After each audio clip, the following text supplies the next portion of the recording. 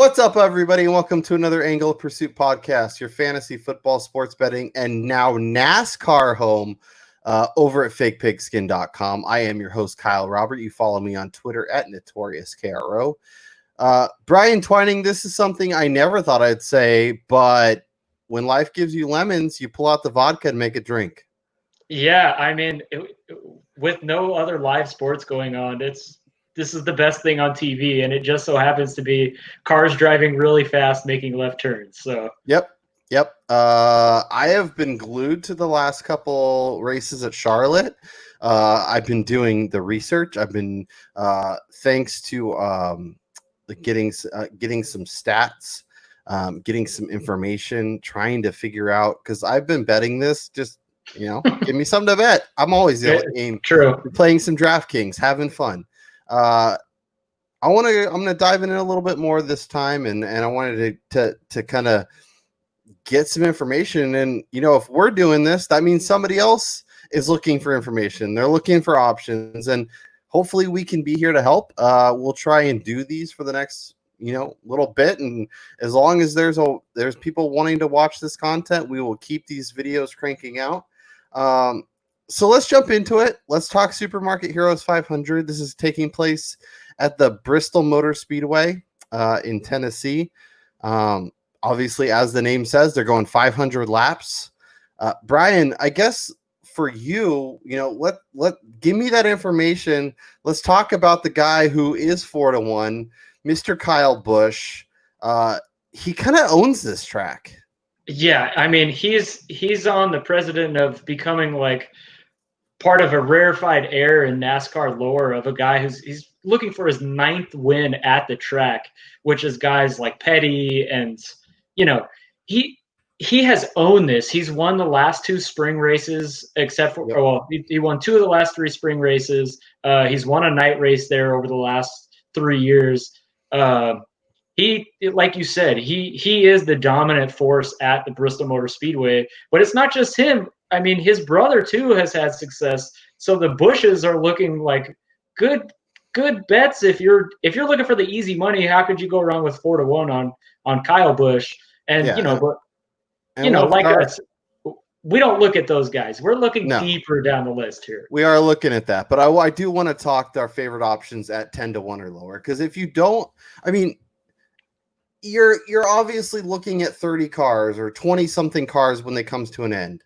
You want to go for the guy that may have a little more upside, and you can't guarantee at 4-1 that your guy is going to be there at the end. That said, the way Kyle Busch dominates this track over his last 4 races, 2 wins, 3 top 5s, 3 top 10s, 4 top 20s, has had the pole. Like his average finish is 6.5. This is a guy who just does really well. If you want to make a relatively safe bet and you're just banking on him not crashing, not having car trouble, which isn't always the case, but it is definitely something that creeps up at plus 115. Like, I've made way worse bets on NFL, on college football, on NBA at worse odds. So at plus 115, if you want to just be okay, Kyle Busch, top 3, feel really good about your bet, I think that's a very interesting way to go. Yeah, I mean, it definitely is, especially for, as you were talking about, his like history of finishes in the top 10. I mean, he's probably a pretty safe bet to be contending in that top range throughout the duration of the race. But we've seen it. Even if you're not really a NASCAR fan, everybody's familiar with those crashes that happen, and nobody's immune to the craziness that is NASCAR, of a blown tire, or say a piece of a car falling out and you running it over, or you having to swerve out of the way and spinning out. So, he is the favorite, but we don't talk about favorites here. We talk about the dogs. And so I want to dive a little bit deeper into these guys that could bring back some good cheddar, per se, if you're looking at, taking some chances. Yeah. And to your point, Alex Bowman was a guy that I was backing on Wednesday, feeling great about it. Won, I think, stage 2. Was just dominating the race. Kevin Harvick was looking really fast, really strong, and Bowman was still able to hold him off. And then all of a sudden his car just like spun out, and then he was out of the race and he was down 2 laps, and my ticket was set on fire. So that was amazing. But let's talk about him for tonight, or for Sunday's race, because at 16-1, I absolutely love that value. This is a guy who has been dominating races. As I mentioned, was doing really well on Wednesday. He has led 366 laps over the last 6 races.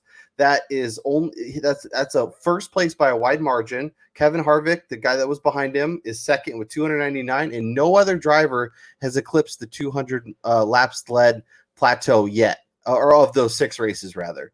So this guy has been not only running really well, but running well consistently over the last 6 races. You know, the layoff obviously didn't hurt him, and now that he's coming back, he's looking like a great value, and a guy who at Bristol has had success, has 2 top 10s, has a top 5.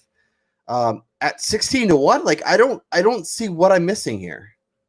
Yeah, I think it just has a lot to do with he's kind of a younger guy. He hasn't really made a name for himself as, you know, one of the elites yet in NASCAR. And as NASCAR is kind of it's a very niche fan base. Like, you know, you're either a NASCAR fan or you're not. There's no in between. It's not like football where the general public watches it. They just put it on. So, I mean, so even for betting sites that are making up odds, you know, they're probably not as informed as, say, the people that are really into the sport.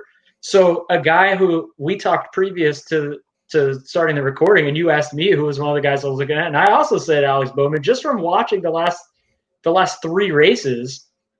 He's running really fast. He's led so many laps, and it took a freak accident at like coming off of turn 3 in the last race at Charlotte that pushed him out of contention for winning the race. So I mean, if you're looking at guys with good odds, you're looking at somebody who's been running really well, and he's on the right track right now. And I want to take the chance at the 16-1 rather than go with a Busch as a winner for 4-1.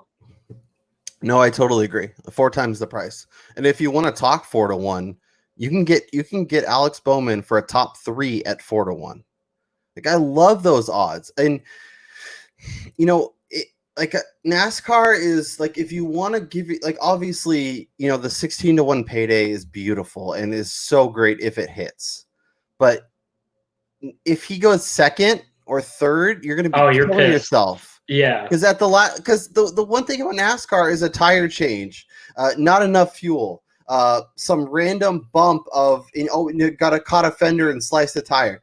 But if there's a chance where they're racing at the end, and you have a top 3 ticket versus a top 1 ticket, I know you're getting a quarter of the odds, but you're still getting plus 400. So for every $1 you bet, you get $4 back. So maybe you don't bet. Maybe you make a bet on him to win, and then another bet on the 4-1 just to have him come top 3. Because then you kind of protect yourself a little bit, where if that big bet doesn't come in, or the to win the race bet doesn't come in, and he happens to get second or third, you're still looking at your bank and going, "Oh, look at the money going up. I'm cashing some tickets." Yeah, that's a great point, especially in NASCAR. There's so much volatility race to race that going with more of the top 3 wager and betting a little bit less on him winning the race, you know, just for that off chance that he does win the race. Yeah. I think is the way to go with these. Yeah, or even if you say, you know, I put $20 on him to win the race, and then I put $5 on him to top 3. So even if he doesn't win, I get my money back, and then, you know, I'm going from there. You mentioned it from the start, but I think we should move on and talk about another guy you really like, and it's not Kyle Busch, it's his brother Kurt. And at 14-1, I think that's another great way to look.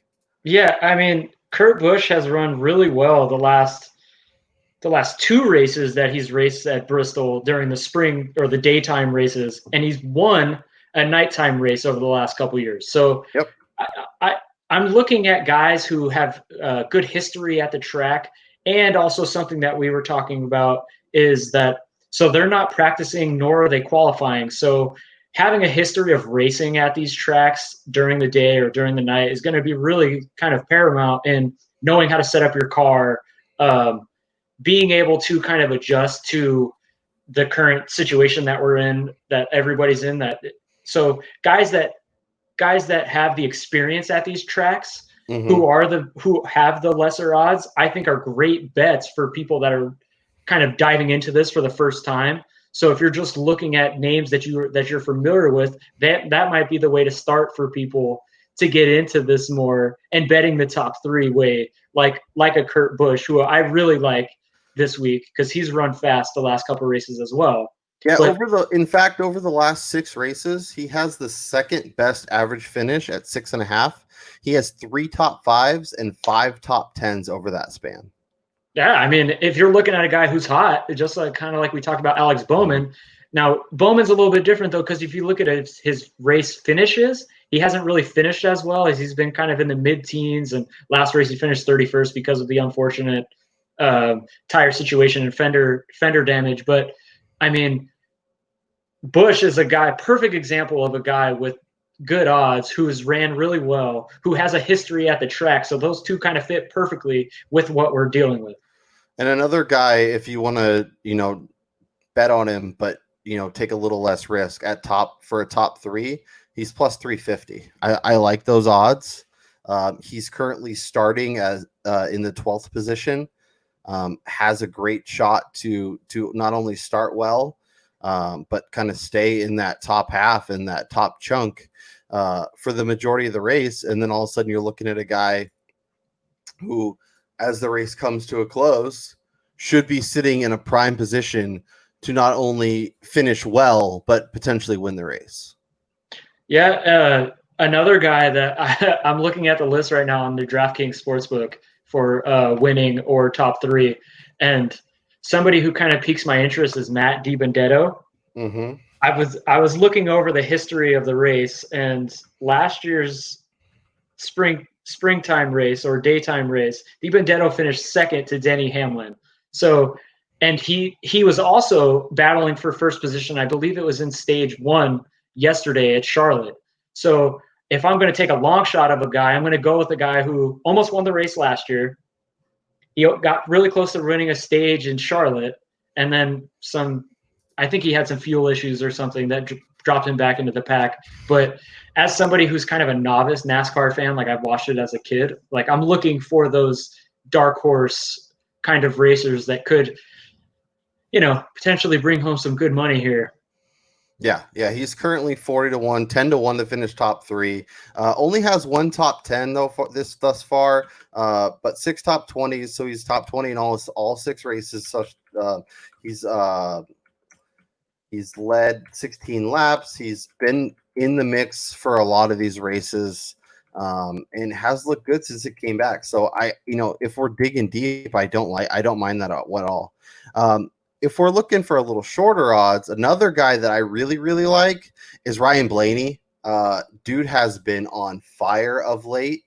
Let me find where his name is on my spreadsheet. My brain stopped working. All right, here we go. So his average finish is 16.5. He's got 2 top 5s, 4 top 20s. So he's been looking really good. He also has some success at this race. He's been in it 4 times. He's got a top 5. He's got 3 top 10s. And for a guy that's 14-1 or 16-1 rather, another 4-1 for a top 3. A guy running well, check. A guy that has some decent history at this course, check. I mean, I love those odds. Yeah, so when you're looking at potential bets, especially if you're doing the first time, you're, like you had said, like he checks the boxes of somebody who's ran well here. He's been running well this current season, and he has great odds at 4-1, something that we're looking for when you're trying to bet something that you're unfamiliar with. So you're betting less to win more. Yep. And for another nugget, just a little cherry on top of the sundae, as they say. Over the last 4 races at Bristol, he's led 379 laps. That's 100 more than second place. And Joey Logano's 242, Kyle Busch is 218. Like, he has been dominating. He's really comfortable on this track. at 16 to 1, I'm picking that value all day long. Oh man, my heart dropped when you said Joey Logano, as I've bet him top 3 each of the last 2 races, and he's broken my heart. Yep, and you're not going to bet him this week, and you know what he's going to do? Yep, He's going to guaranteed. top 3. He's going to top 3. All Guaranteed. right, Brian. Anybody else that you want to throw out there before we get out of here? I love the long shot. Ryan Newman's a guy that, like, in terms of DraftKings, I keep going to. I don't know if I'm gonna target him this week, but I mean, he just popped up and at 66 to 1. I don't know. I think so let's do this. What's your best bet? What is the one if you're backing one driver this week? Where are you going? Oh man, I would probably bet Kurt Busch top 3 at 3.5 to 1 as my best bet. I like that a lot. As much as I like Alex Bowman and he really is tempting, I think I'm going to go Ryan Blaney at 16 to 1. I think that's that. I mean, and like I said, if you want to get a little more value, you think you like Bowman and Blaney like I do, bet them both top 3, spread out your bet. That you have a chance to hit both of them. Where if you're betting them both outright, you couldn't cash both of them. But if you take both of them at 4 to 1, put $10 on either, $20 turns into 80. You're feeling great about yourself. So, I think that covers it for the Supermarket Heroes. There will be future races, and hopefully we'll be back to talk some more. But for Brian Twining, I'm Kyle Robert, and we'll talk to you guys next time. Peace.